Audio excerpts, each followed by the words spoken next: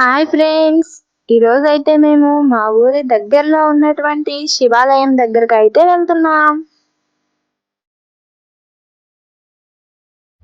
ఇప్పుడు మనం వెళ్తున్న శివాలయాన్ని ఉమారామలింగేశ్వర స్వామి దేవాలయం అని పిలుస్తారు. ఈ శివాలయం చాలా పురాతనమైనది. ఈ దేవాలయం విసనపేట నుంచి 12 కిలోమీటర్లు, అలాగే చింతల్పూర్ నుంచి 20 కిలోమీటర్ల దూరంలో ఉన్న చాట్రాయిలో అయితే ఉంది.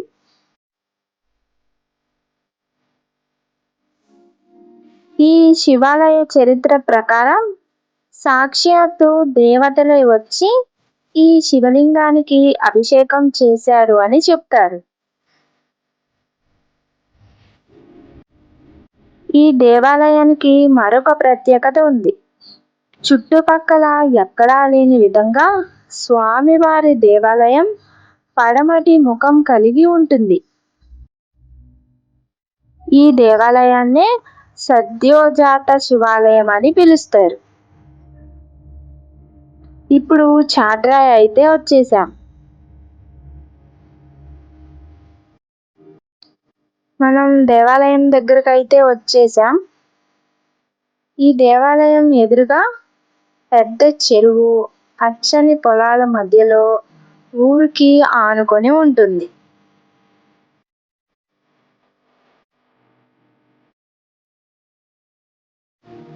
మనకి కనబడుతుంది కదా, ఈ చెరువుని స్నానాల చెరువు అంటారు. స్వామివారి దర్శనానికి వచ్చిన భక్తులు ముందుగా ఈ స్నానాల చెరువులో స్నానం చేసి స్వామివారి దర్శనానికి అయితే వెళ్తారు.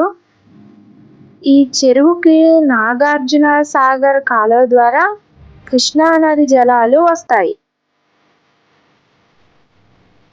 ఈ దేవాలయంలో హోమాలు చేసుకోవడానికి ప్రత్యేకంగా ఒక మండపం ఉంది. ఈ దేవాలయం పచ్చని పొలాల మధ్యలో ఎదురుగా చెరువు ఉండడం వల్ల చల్లటి వాతావరణం చాలా ప్రశాంతంగా ఉంటుంది. ఈ దేవాలయ కథనం ప్రకారం ఈ దేవాలయం దగ్గరలో ఒక బావి అయితే ఉంది. తెల్లవారుజామున దేవతలు ఆ బావి దగ్గరికి వచ్చి స్నానాలు చేసి ఆ బావిలో నీళ్లు తీసుకొని స్వామివారికి అభిషేకం చేస్తారని ఇక్కడ పూర్వీకులు చెప్తారు.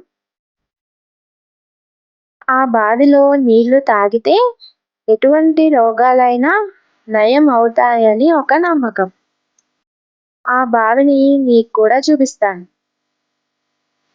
మహాశివరాత్రి నాడు స్వామివారి కళ్యాణం 3 రోజుల పాటు అంగరంగ వైభవంగా జరుగుతాయి. ముందుగా నవగ్రహాలను అయితే దర్శనం చేసుకుందాం. ధ్వజస్తంభాన్ని అయితే దర్శనం చేసుకొని లోపలికైతే వెళ్దాం.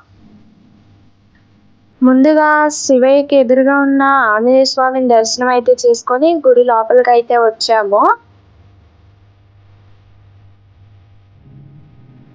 గుడి లోపల మొత్తం మీకోసం అయితే ఒకసారి చూపిస్తున్నాను.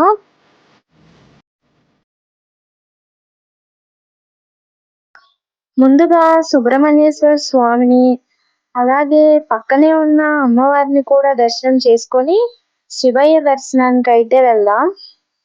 చుట్టుపక్కల ఎక్కడా లేని విధంగా ఈ శివాలయం బ్రహ్మసూత్రం కలిగి ఉంటుంది.